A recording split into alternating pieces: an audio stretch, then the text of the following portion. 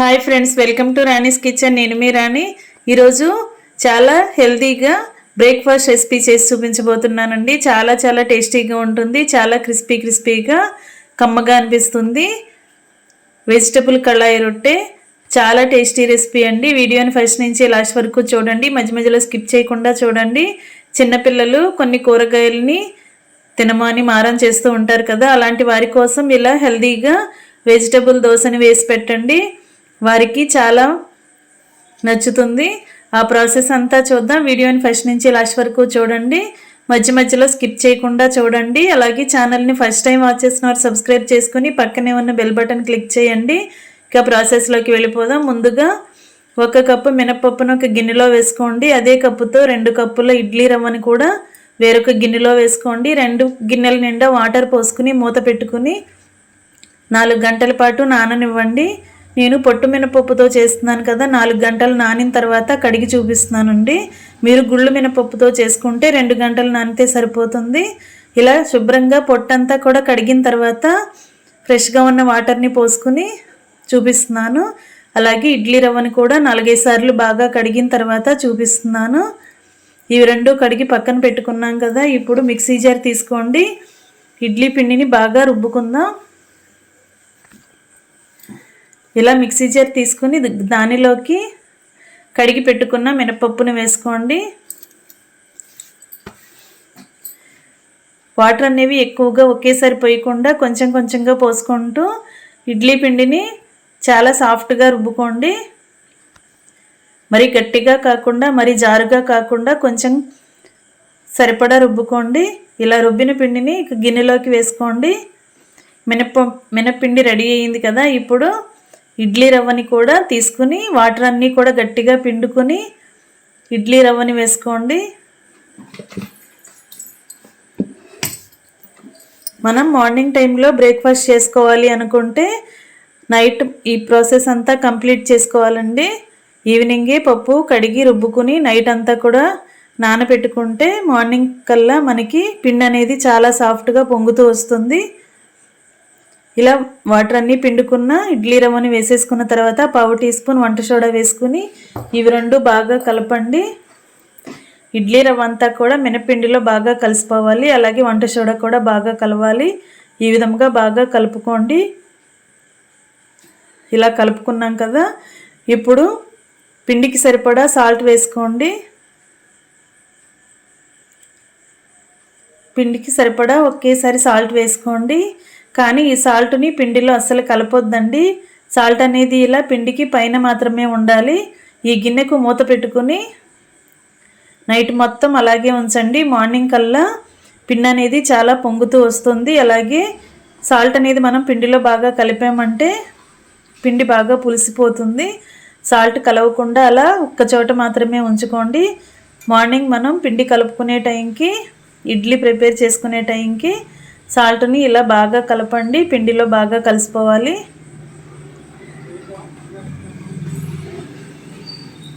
Salt అంతా కూడా పిండిలో బాగా కలపండి. ఇలా కలిపి పెట్టుకున్నాం కదా. ఈ గిన్నెని పిండిని పక్కన పెట్టుకోండి. మనకి ఒక బౌల్ తీసుకుని పిండి అనేది ఎంతవరకు సరిపోతుందో అంతవరకు బౌల్లోకి వేసుకుని మిగిలిన పిండిని ఫ్రిడ్జ్లోకి పెట్టుకొని స్టోర్ చేసుకుంటే 2 డేస్ అయినా వేసుకోవచ్చు. ఒక బౌల్లోకి పిండి తీసుకున్నాం కదా. ఇప్పుడు వెజిటబుల్ కళాయి దోశ అని చెప్పాను కదా. వెజిటబుల్స్ అండి. క్యారెట్ని సన్నగా తరిగి తీసుకోండి. క్యాప్సికమ్ కూడా సన్నటి ముక్కలు కట్ చేసి వేసుకోండి. కప్పులో పెట్టుకోండి. అలాగే క్యాబేజ్ తురుము కూడా 1 అరకప్పు తీసుకోండి. కట్ చేసి పెట్టుకున్న కొత్తిమీర, సన్నగా తరిగిన పచ్చిమిర్చి ముక్కలు, కొన్ని కరివేపాకులు తీసుకుని సొరకాయ ముక్కలు కూడా కొన్ని తీసుకోండి. సొరకాయ అంటే ఆనపకాయ అంటాం కదా, అది కూడా సన్నటి ముక్కలు కట్ చేసుకుని తీసుకోండి. టొమాటో ముక్కలు కూడా కొన్ని తీసుకోండి. ఈ కప్పులన్నీ పక్కన పెట్టుకున్నాం కదా. ఇప్పుడు బౌల్లోకి తీసి పెట్టుకున్న ఇడ్లీ పిండిలోకి మనం తీసుకున్న వెజిటబుల్స్ అన్నీ అలా కలుపుదాం. క్యారెట్ ముక్కలు, క్యాప్సికమ్ ముక్కలు, టొమాటో ముక్కలు, అలాగే క్యాబేజ్ తరుగు, పచ్చిమిర్చి ముక్కలు,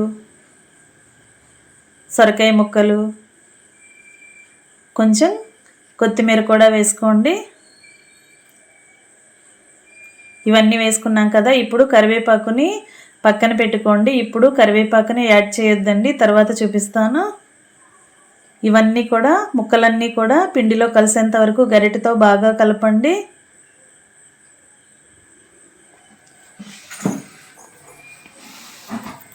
ఫ్రెండ్స్, ఇలా మీరు కూడా పిల్లలకి దోశ కానీ ఇడ్లీ కానీ ఈ పిండితో వేసి పెట్టారంటే పిల్లలు చాలా చాలా ఇష్టంగా తింటారు, హెల్తీగా కూడా ఉంటారండి.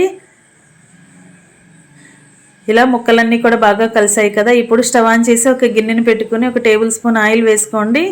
ఆయిల్ బాగా కాగిన తర్వాత 1 టీ స్పూన్ ఆవాలు, 1 టీ స్పూన్ జీలకర్ర వేసుకుని మనం కరివేపాకులు పెట్టుకున్నాం కదా, అవి కూడా అలా ఆయిల్లో వేసేసుకోండి. పెద్ద పెద్దగా ఉన్న ఆకులు అయితే ఇలా చిన్న చిన్న ముక్కలుగా కట్ చేసి వేసుకోండి. లేదంటే కరివేపాకులను డైరెక్ట్గా కూడా చిన్న చిన్న ఆకులు అయితే అలా డైరెక్ట్గా కూడా వేసేసుకోవచ్చు. ఇప్పుడు ఇవి 3 కూడా ఆయిల్లో బాగా ఫ్రై చేయండి. ఆవాలు, జీలకర్ర, కరివేపాకు కూడా బాగా ఫ్రై అవ్వాలి. ఇలా ఫ్రై అయిన తర్వాత స్టవ్ ఆఫ్ చేసుకుని మనం ముందుగా కలిపి పెట్టుకున్న ఇడ్లీ బ్యాటర్లోకి ఈ తాలింపుని వేసేసుకోండి. ఆయిల్ తాలింపు మొత్తం అంతా కూడా పిండిలో బాగా కలిసేంత వరకు గరిటెతో కలపండి. పిండి అంతా కూడా ఈ పోపు బాగా కలిసిపోయేంత వరకు కలుపుకుందాం.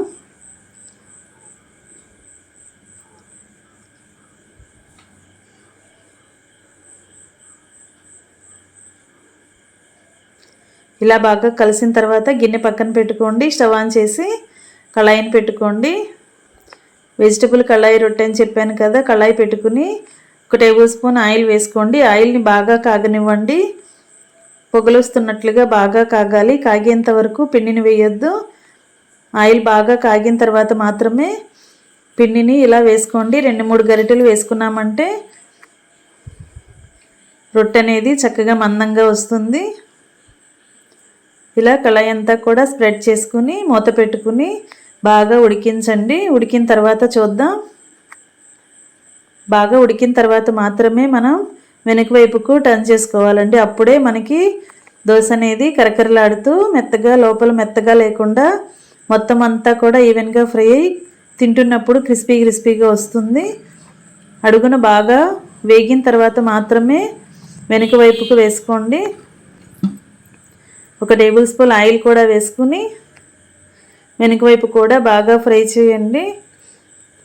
ఇలా కాలిన అట్టుని తీసి వేరొక ప్లేట్లో పెట్టుకుందాం. ఇదే విధంగా మనకి ఎన్ని రొట్టెలు కావాలో అన్ని రొట్టెలని ఇలా ఒకదాని తర్వాత ఒకటి బాగా ఫ్రై చేసి తీసుకోండి.